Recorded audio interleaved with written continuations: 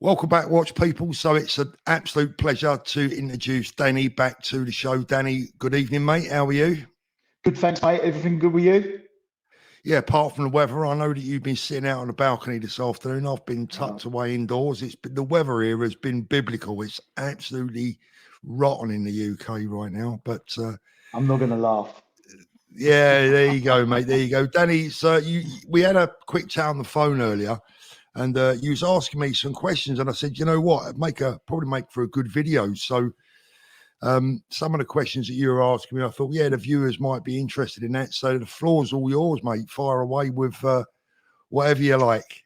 Been watching your recent predictions, mate. On the the first one I think was a Hulk, wasn't it? And then you done the Daytona, ceramic Daytona. I just think you're leaving yourself wide open here. This is either the best thing you've ever done on your video on your channel, or it's going to be the worst thing. Yeah, it's going to be. Yeah, so you are. Are you a bit concerned about that, or are you still happy with what you're doing? Not really, Dan. I mean, look. First of all, it's all a bit of fun, isn't it? I mean, YouTube's all about entertainment, and I'm trying to entertain the viewers. And let's be honest, we're in early January, and Watch News is not exactly coming out of everyone's ears. So I thought it would be a good time to do it. Start of the new year. I think, look, when you say, is it a stupid thing to do? Look, if I turn out to be right, then so be it. If I turn out to be wrong, it is what it is. If they turn out to be accurate, Dan, I'm not going to scream and shout from the rooftops that, oh, I got it right. It's just my opinion, and it's from the heart and from the head. A lot of people have said, oh, you got axe to grind with all your sponsors and your dealer mates and all that. Truth of the matter is, Dan, I don't suppose many of them are overly happy with what I'm doing, or they'll look at it and have a view on it either way. I don't know. I've not spoken to them about it, but I'm just telling the viewers as I see it. Do you think you're influenced by any of them at all, with the price wise or what you're predicting and stuff? No, not at all. I wouldn't let it influence me, Dan. It's no point in me lying to people. If I think a watch is going to fall in price, and I'm telling people something else, who am I lying to? Number one, I'm lying to myself. So that's how you make yourself look stupid, I think, by, trying to influence things that really are above your influence. None of us YouTubers should get carried away with the influence that we have or don't have. We're just bit part players in a very big industry. So whether they're right or wrong, my hope is that the viewers at the end of the year will look back and go, well, at least Thorpe had the balls to do it. No one else did it. I know Austin's had a little go, but I haven't seen anyone else at the moment putting their neck on the line, as it were, as much as I'm going to over the next few days. Yeah, your next one's on the GMT Rose Gold. Yeah, it's a particular favourite of mine. I think that's a good deal at the moment. Well, I'm not going to spoil it by saying anything, but it's an interesting one. I mean, I don't know, look, Danny, I hold you, look, you're a collector. For anyone that doesn't know Danny, watching for the first time, Danny's a dear friend of mine, known him for a long time. He's also a very well-educated watchman, big collector. And, your opinion matters to me, Dan. I listen to what you have to think. What did you make of the first two predictions? Yeah, the Rolex Hulk. I was right in between. You said, I think, between 18 and 19. I was right in between. Yeah. When I watched it, before I actually see the end of what your price prediction was, I was going 18 and a half. And you said between 18 and 19. So we're on a level with that. I believe that's the case. And I do think that the stickered stuff or the sort of unworn stuff would be worth a bit more than that. As long as they don't bring the Hulk back, as long as they don't bring it back like they done with the Batman, that affects it. One of the things that I try to put over in the videos as well, Danny, is that it's important for everyone to remember that I'm talking in general. Like when I spoke about the Daytona, I made a point of saying, look, this isn't about the old versions. This isn't about any discontinued models or specialist dials or whatever. This is about your bog standard 116-500 stainless steel Daytona. So, and that's the same throughout my predictions. Specialist watches, and I include stickered watches in that. If someone's got a Hulk today that's stickered from the factory, that's obviously worth a hefty premium because They don't make them anymore. Where are you going to find another one of those? So I've got one. I'm talking. I've got yeah. So people that have got those watches are very, very lucky. And hold on to them because they're obviously going to be worth a lot of money. What made you decide to do this little, series of price predictions? Well, I think over the last 12 months, sorry, not 12 months, the last 8 or 9 months, the watch world there's a lot of confusion, Dan, a lot. Yeah, absolutely. And yeah, I mean, mate, let's be honest, even people like myself, I'm not in the business now, so I don't have to keep up with watch prices on a day-to-day basis. And I don't, because I spent 40 years nearly doing that. So it's not something that I get up in the morning and think, I know what I want to do. I want to, spend the next 3 hours on Chrono 24. It's not really for me now, Dan. I've retired, thank goodness. But I don't know where I am half the time. People say to me, oh, should I pay this? Should I pay that? And mate, I don't know without looking. You got to look. Every day the market's changing. It's been up, it's been down, it's been backwards and sideways. And over the last few months, it's been really basically going backwards. So I just wanted to give people an idea of where I think we're gonna be. I think at the bottom line is this, Dan, we're just heading back to what was once, not so long ago, normal. We're heading back to normality. I had a Pepsi.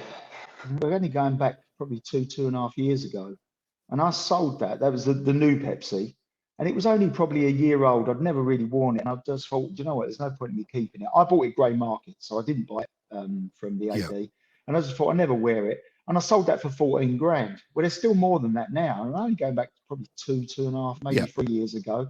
I sold that for 14,000, which was about the going price at the time, maybe a little bit under. But they're still higher than that now. So well, that's the thing, Dan. There's all this talk about the market's crashed and Rolex are on the floor and the watch market's in big trouble. Look, if we disregard the last 6 or 8 months, or from March onwards, prices are higher now than ever. So I don't. March was just not sustainable at all. No, it never was. So the right word for this all along has been correction, not crash. Yeah, a crash would be a crash would represent if we were looking at prices that were pre 2019, 2018. If you could buy a Daytona today for what you could buy it for in 2014, 2015, that would represent a crash. But we're miles from that, Danny. Miles from that. Yeah, and we seem to. We've said it a few times on the channel. It seems to have bottomed out, really. Pretty much. Like I said, I think I said to you the last time, right? You're going to get the odd person that their Rolex AD, phone them up, and they're going to buy let's just say a Batgirl for 9 grand, right? 9 and a bit grand, whatever it is now. You're going to get them be happy to make £1,000 on top of that. So they'll sell that for 10 grand. But they're not readily available at that price because you're going to go, oh, I see one the other day for 10 grand. You can't buy them for 10 grand. I see a Batgirl the other day for like just under 13 grand. And I thought that was quite cheap. I messaged the guy because I've already got a Batgirl, but I messaged the guy out of interest and just to sort of say, that was a cheap watch. He said, sold it within 5 minutes. Of course you sold it within 5 minutes. It's 2 grand under or 1,500 quid under, I think one of the reasons, I think another thing, Dan, going back to your question, why now am I choosing to do these predictions, is because I want to try and give people a little bit of clarity as to where I think the market's going this year. Nobody knows. I'm using a disclaimer just out of politeness at the end of every video, saying I'm not an economist or a financial guru. I'm just a watchman. And seriously, we've got some major things happening around the world that if they were to turn around on a positive note, China coming out. Just imagine that if Russia and Ukraine sorted out their differences by the end of next week and China came out of lockdown. Can you imagine the influence that would have on the watch market? Inflation should drop. I mean, that's what they're blaming inflation on. Sunak, Prime Minister's just said that he was going to halve inflation by the end of this year. Will that help? Russia would start. I believe Rolex pulled out of Russia when this, main dealers, They'll go back in probably and open up again. That will then start selling watches there. Their currency will come up. I mean, that's a different, it's a different thing. It's another thing, Dan. I mean, all of the predictions that I've made are with the world in the current position that it's in today. If that changes in 6 months, then with all due respect, so my predictions. It might even be that I need to be a new set around the middle of the year. But at the moment, I've looked at each video and each watch. So you think that'd be fairly accurate, what you're saying, prediction wise? Yeah, I'm confident, Dan. At this time, I'm fairly confident. I still think we've got a little way to go. I think that the most of the dropping has been done. I do think we've seen a lot of leveling out, but I do think that some of the more hype pieces, and as I say, I don't want to blow any of my future videos, but I do think that there's room for maneuver with some of them still. Like I said, I suppose the biggest clue that I can give anyone watching this video is that I think we're just heading back to what I would call normality. And that, for an example, because I will speak about Datejust, because I'm actually not going to do any videos on Datejust. There are far too many of them to even consider. And there's not many that would actually be really selling for overs anyway. But, I think that come the end of 2023, your average Rolex Datejust is going to be a shop window watch again. And that means that you'll be able to walk in and pretty much buy one out the shop window. Out of Rolex, out of an AD? Yeah, out of an AD, yeah. Because look, mate, I think the days of people potentially paying well over for Datejust, I think they are over. Unless it's a really special, I mean, the Wimbledon even dial like Wimbledon dial. What about that? That might be a bit of an, that's an exception perhaps. But in general, blue dial, black dial, white dial, whatever, I think you'll be able to go into an AD and buy that out the window. Whether they choose to sell it to you or not as an individual, whether they like the look of you as a buyer, because there's always, I think Rolex have tried to build this air of superiority that comes over to the vast majority of watch people as snobbery. And they're not going to want to turn their back on that. They're not going to want to say, oh, we've messed up here and we got to start, selling 2 Datejust to one person in one day. I don't think that's going to happen. Yeah. But I do think that come the end of the year, a lot of watches, Yacht Masters, out of the professional range, certainly the Yacht Master, definitely the Datejust. I think you'll be able to walk in and pretty much buy them out of the window. That's how I see it going this year. You worried about your channel's reputation if you get this wrong? Not at all, Dan, because I think that everyone will just respect the fact that I've been brave enough to have a go. I put a lot of work into the predictions. I really do a lot of thinking. I speak to different people whose opinion that I respect and trust, yourself included. And, I look back mostly at history. If I want to know about the future of watches, I mostly look back at history. And since COVID, we've been through an unprecedented, unusual time. Not only with watches, with cars, with motorbikes. I went to buy a motorbike recently and was told that, well, here's the thing, I went out and bought a BMW motorcycle recently, and they're actually coming now, Dan, with old-fashioned halogen headlights. Yeah. And the reason is because there's no LED headlights for this bike available. Yeah. They're on such a backlog. And part of the deal is you buy the bike with a halogen headlight, and when the lights start coming through, they'll fit it retrospectively fit. So and people were paying overs for the bikes that had already had the LED headlights fitted. Yeah. Luckily enough, mine did. But so it's not just watches, Dan. Whenever did we think that someone would be paying over list for a motorcycle just because it had a bog standard LED headlight in it rather than an old halogen one? So I think where I'm going with it is that ultimately we will go back to relatively normality, which is Daytonas are always over list. Certain precious metal models are going to be strong. I think there's what the last couple of years has done.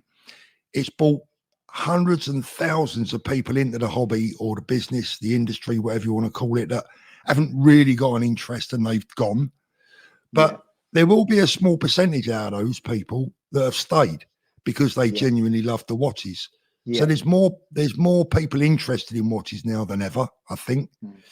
But I'm pleased that we've got rid of the Johnny come latelys, to be frank. You know, I said the other week, mate, I was having my hair cut somewhere and the bloke said, oh, and that was it. I think it was a girl came here. He said, oh, my boyfriend's a watch dealer, you know. Right, you know. It got crazy then, didn't it? Well, it did because of the profits.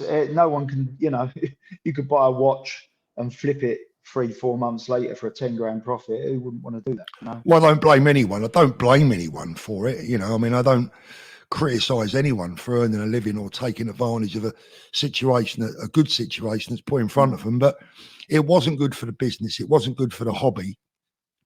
No, and it has got rid of, like you said, I always call them credit card like watch dealers. So they've got a 20 grand credit card. They can buy 2 watches and they have to flip them before the bill comes in. And that's what it seems to have taken its toll on. Those type of individuals have stopped.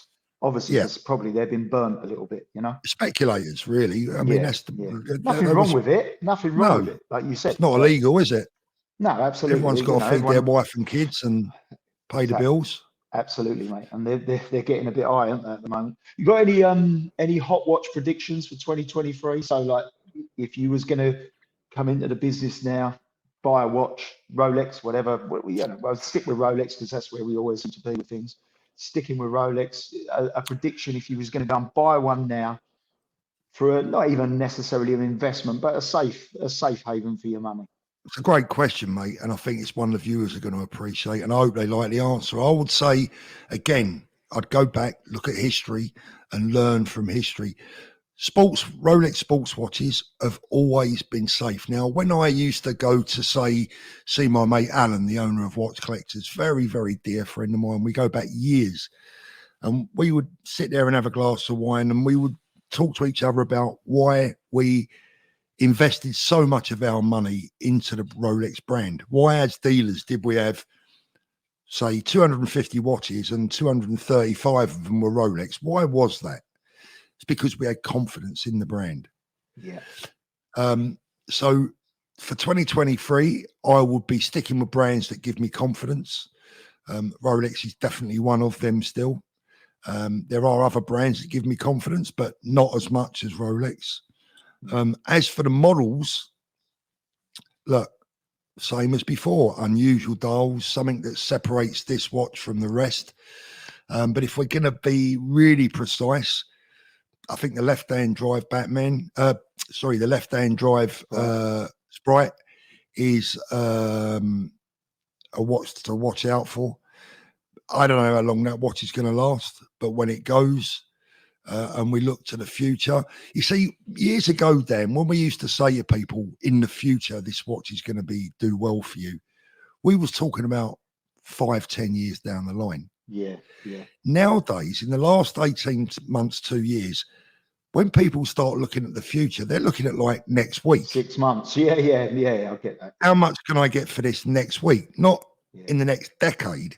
You know, most of my customers used to come to me and say, look, Paul, you know, like, I want to keep it for like 10 years and what will it be worth then? And I'd say, look, you got no worries. You got no problems whatsoever.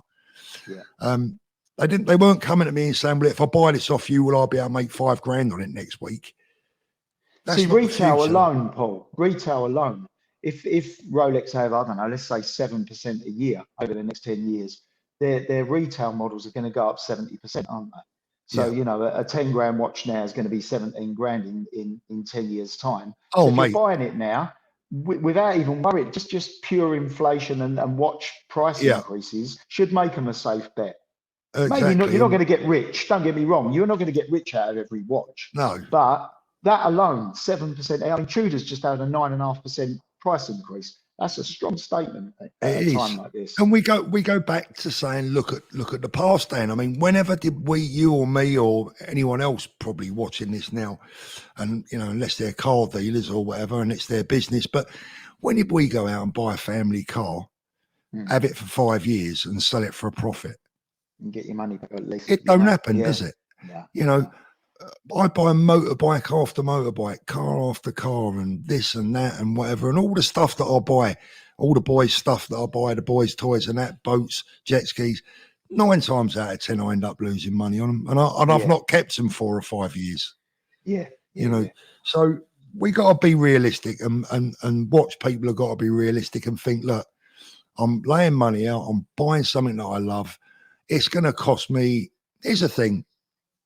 Something again, I always used to say to my customers, look, when you buy a watch, especially a brand new one, you're going to lose a bit for a while. It's going to go down a little bit in value. And then after about a year or two, it will slowly start to level out to almost what you paid for it. Years 3, 4, and 5, you may even see a bit of an increase. After 5 years, you're in the money. You know, well, you got your VAT straight away, and you got your VAT on the watch, on a new watch straight away. Yeah, you know, luckily enough, that don't really affect too many people because, you know, like when we buy a watch, for an example, if someone goes and buys a brand new Rolex, you don't really lose the VAT because it's still worth that, pretty much that on the second-hand market. But it's a good point. But the moral of the story is that 5 years. 5 years really is where I used to say to my people, that's when you can expect to hopefully look at profits, you know, and a decent profit, and a very good profit if you're buying the right watch. Absolutely. Got any predictions for Watches of Wonders when it's coming around soon? 41 millimeter. 41 millimeter Daytona. I think we could see a bigger Daytona this year. Well, it's due for a movement because it's the last of the 116s, isn't it? I believe. So that's due for a movement update, and you know, again, it's only for a bit of fun. It's only a bit of guesswork. My gut feeling is, if I was going to go out on the limb, I'd say a new Daytona potentially. The Sprite could go potentially. I think it's a bit early for that yet, and it's not even been a year, is it? Or it's been about a year, isn't it? I'm not sure, Dan. I'm not sure how long it's been, but that could go. I don't think it's going to last long. Let's get back to our old favourite, the Yachtmaster 2. I think that's very likely to go. Well, you know, it's had a good run, and like we said before, you know, the only price that dropped, and I believe it's right now, was the bimetal Yachtmaster 2, the rose gold. It only dropped by 50 quid when they just had the price increases. So does that mean they've just got a few in stock? They're just going to out them ones. They're not going to make any more?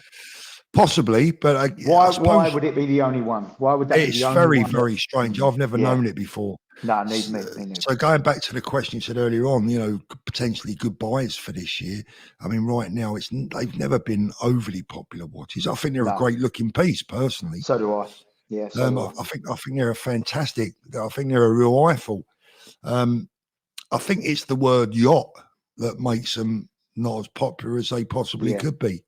And they're not big. Many. They're 44 mil. Doesn't suit everyone. Yeah, you know? I mean, and the complication on it ain't exactly something that you're going to use every day. No, it can be handy. It can be handy for things, but it's a 10-minute, you know, regardless. It's not. I've never used it in my life, and I've worn a number of Yachtmasters. So, look, if you could pick up a Yachtmaster 2 in any format at a reasonable price, I suppose, you know, if you were a betting man, you could say, that could well be on its way out, and therefore will be they'll be subject to a bit of a price increase once they go. Yeah.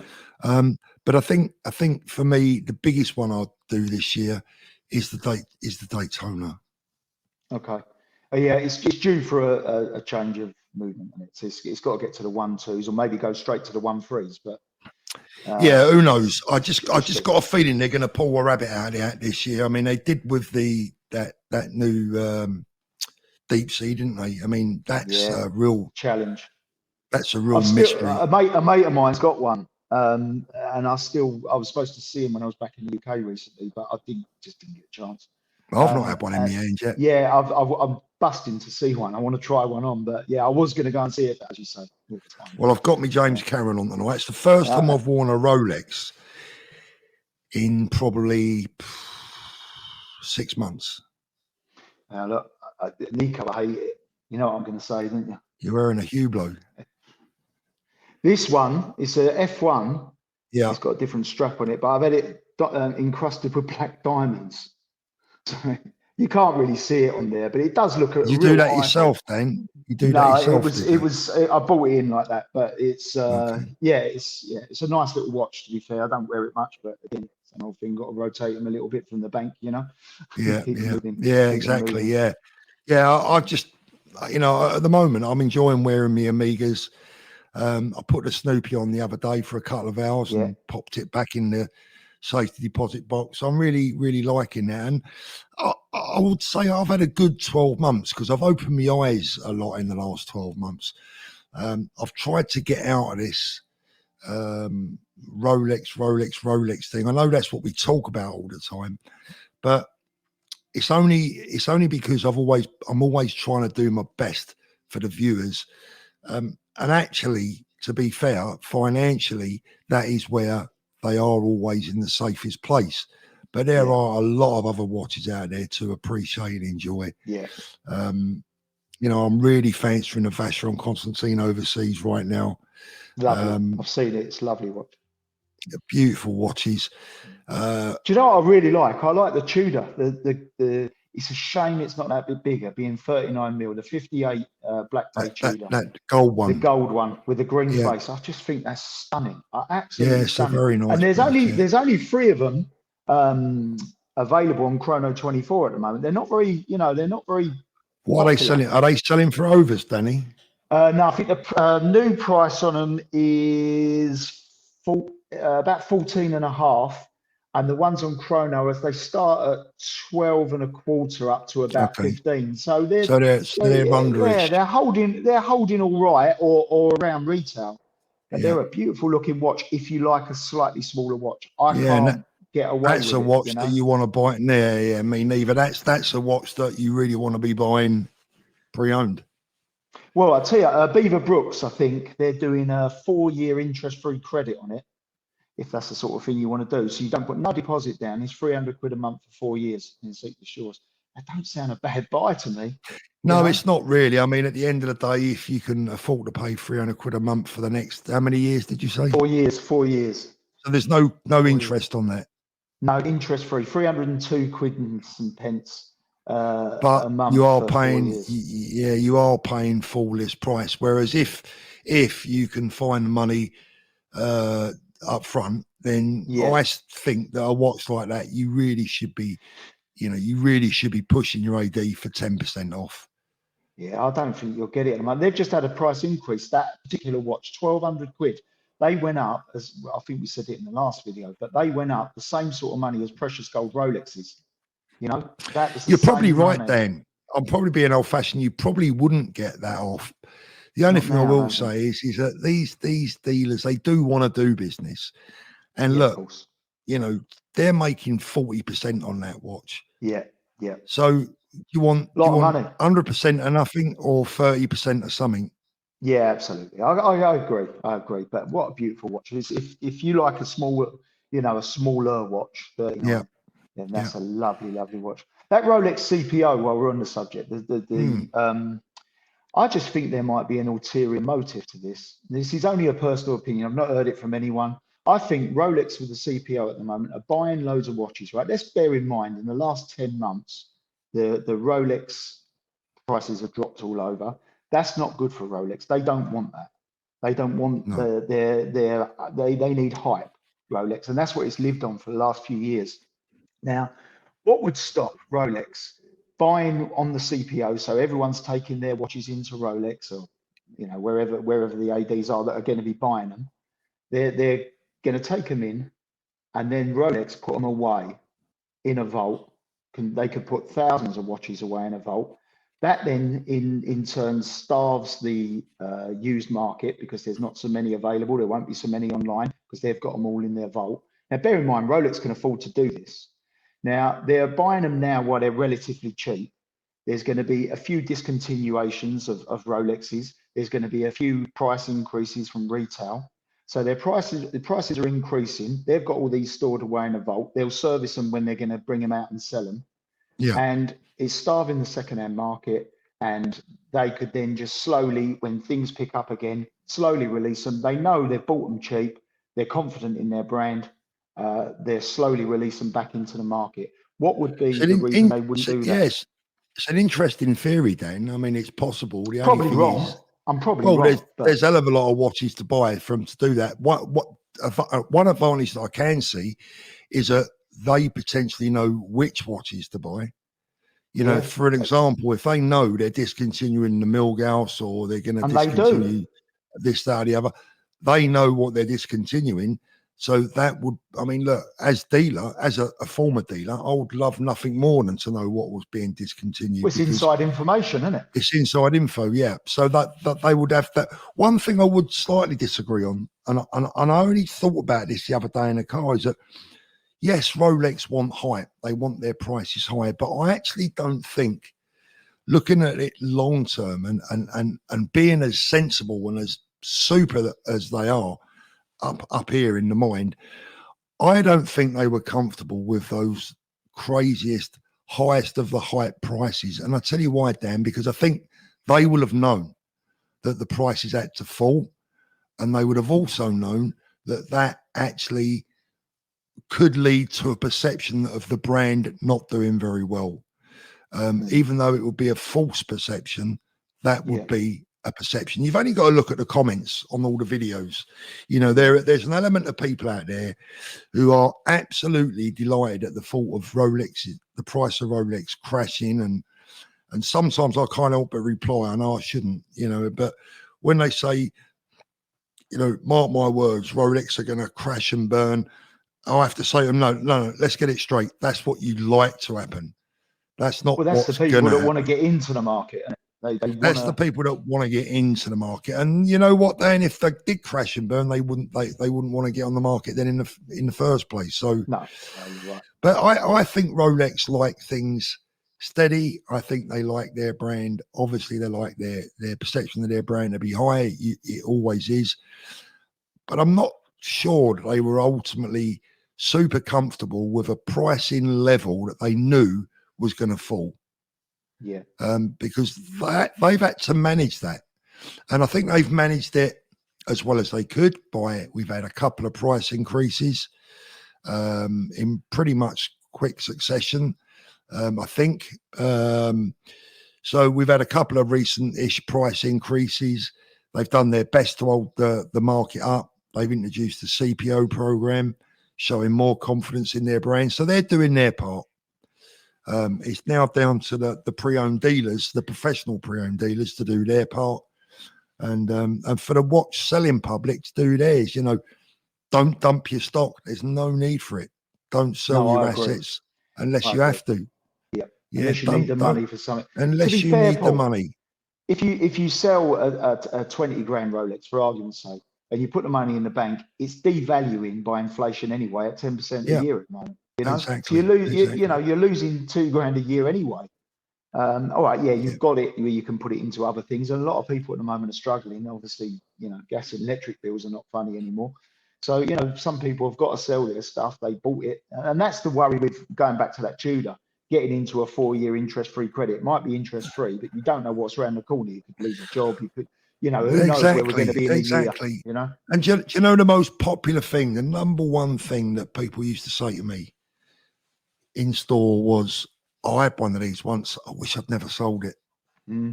Yeah. I wish. Well, I've had watches. I bought a solid gold. This was the first ever watch. I mean, going back, like first ever real nice watch. I bought a Yachtmaster, the original Yachtmaster 16628, I think it is. Solid gold with a white dial, beautiful watch. And I paid. What did I pay for it? I bought it off of Giles White, and I paid, I think, 7.6 for that. Box papers. It was not new, but you know, in nice condition and stuff. And then I sold it to buy a Diana Frank Muller watch. So I part exchanged it in the deal, and I got 6.7 for it. They're, you know, 18 to 20 grand watch now. Yeah. So I should never have sold it. You know. But How many years ago was that? How many years ago was that? I'll tell you when that was. That was 2000 and give or take. It's about 21 years ago. 21 years, right? Okay. Yeah. I think my watch was a 2000. Might have been a 99. But that would be that would be the advice, Dan, really, to anyone. You know, don't sell your watches, don't sell your assets, not just your watches, don't sell your assets in general, unless you have to, because that money soon disappears. Yeah, it does. You know, I've got watches right now that, to be honest with you, I don't really want. I've got no real interest in, but they're sitting in the safe deposit box. They're not eating anything. No. They're not going down in value. Well, I say that, one or two of them have, but they're not really going down in value. I mean, look, the Hulk has lost ground, right? But the most expensive Hulk that I've got, Dan, I paid 6,600 quid for, unworn, stickered. See, I bought the stickered one that I've got about two, maybe 2.5 years ago, and I give over 16 for it. But it's fully stickered, unworn. Yeah. I think I give about 16 for it. I still think that's probably all right. It's probably worth that still, maybe a bit more at the moment, and hopefully in the future. Again, the only problem with having a stickered watch is you can never wear it. But that's just one that I've you know, put aside. Don't get me wrong, I wear my watches, but most of the time, you know, they just sit in the bank like yourself, you know. Yeah. You've got to drive to the bank and get them. It is what it is, mate. Right, well, I hope everyone enjoyed that tonight. Let us know what you think. As always, give us a thumbs up. Would be really appreciated. Helps the old YouTube algorithms, as they say. And look forward to some more prediction videos coming out soon. And let us know what you think. Dan, as always, mate, appreciate you coming on and asking the questions. Don't appreciate the tan you're developing there. Sorry, mate, it's makeup. In that weather, makeup. Yeah. Hope it picks up here a little bit, mate, because I'm actually dark at 4:30 today. Oh dear, how miserable. I'll see you soon, Danny. Thanks, the best, mate. All the best. See you soon. Happy New Year, everyone. See you, mate. Bye. And you, mate. Bye-bye. Cheers, mate.